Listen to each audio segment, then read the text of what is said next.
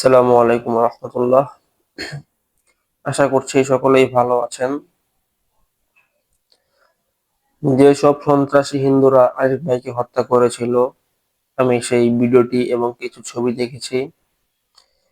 দেখে কি বলবো, সে ভাষা খুঁজে পাচ্ছি না। মহান আল্লাহ তাআলা আলিফ ভাইকে শহীদ হিসেবে কবুল করুক, এই দোয়াই করি। আমি বাংলাদেশের ইতিহাসে এই পর্যন্ত একটি বিষয় লক্ষ্য করে দেখেছি, সেটি হচ্ছে আমরা সারা জীবন আন্দোলন করে গিয়েছি। আমরা যারা মুসলিম রয়েছি, কোনো একটি বিষয়ের জন্য আমরা শুধু আন্দোলন করে গিয়েছি, জিহাদ জিহাদ করে শুধু মাঠে নেমে চিল্লিয়েছি, চিল্লাচিল্লি আমরা করেছি। কিন্তু এরপরও আমরা কখনো রাষ্ট্রের একটি ভালো পর্যায়ে যেতে পারিনি।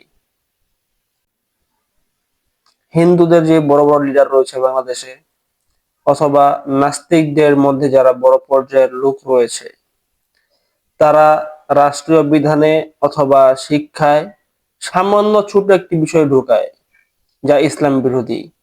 সেই ছোট্ট একটা ইসলাম বিরোধী বিষয়কে আবার সেখান থেকে বের করতে আমাদের না হলেও 1 মাস আন্দোলন করতে হয়। আপনি একবার ভাবেন, তারা কোনো আন্দোলন ব্যতীতই তারা একটা শিক্ষার মধ্যে অথবা একটা বিধানে ছোট্ট একটা বিষয় ঢুকিয়ে দিতে পারে, কিন্তু সেই বিষয়টিকে বের করতে আমাদের 1 মাস আন্দোলন করতে হয়। আপনি একবার ভেবে দেখেন, তারা কতটা ডেভেলপ হয়েছে আর আমরা কতটা ডেভেলপ হয়েছি। তারা শিক্ষার দিকে কতটা উন্নতি করতে পেরেছে আর আমরা কতটা নিচে নেমে গিয়েছি।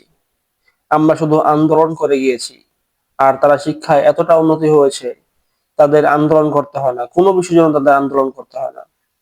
তারা অটোমেটিকলি সবকিছু করতে পারছে, আর আমরা যাই করি আমাদের আন্দোলন করতে হয়। এই বিষয়টি আমাদের ভালোভাবে বুঝতে হবে। যদি এখন পর্যন্ত আমরা শিক্ষায় উন্নতি করতে না পারি, সারা জীবন আমাদের এই মাঠে দৌড়াতে হবে, রাস্তা নেমে আন্দোলন করতে হবে। আর তারা বসে বসে ছোট ছোট বিষয় ঢুকাবে, সেই ছোট সামান্য বিষয়কেই বের করতে আমাদের 1 মাস আন্দোলন করতে হয়। ঠিক, আমি এটাই বুঝাতে চাচ্ছি। আলিফ ভাইয়ের সাথে যে ঘটনা ঘটেছে, যদি এই সেম ঘটনাটি ভারতীয় কোনো মুসলিম ভাই হিন্দুর সাথে করত, তাহলে আপনারা একবার কল্পনা করে দেখেন ভারতের অবস্থা আজ কি দাঁড়াতো। ভারতের মসজিদগুলো কি আজকে টিকে থাকতো কিনা?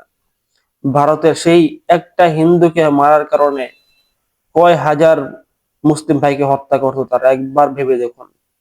কিন্তু আমরা বাংলাদেশি যারা মুসলিম ভাই রয়েছি, এখন পর্যন্ত একজন হত্যাকারীকে আমরা ধরতে পারিনি, চিহ্নিত করতে পারিনি। চিহ্নিত করতে পারলেও তাকে ধরতে পারিনি। একবার ভেবে দেখুন আমরা কতটা নিচে নেমে গিয়েছি, আমরা কতটা নিচে নেমে গিয়েছি, আর তারা কতটা ডেভেলপ করেছে।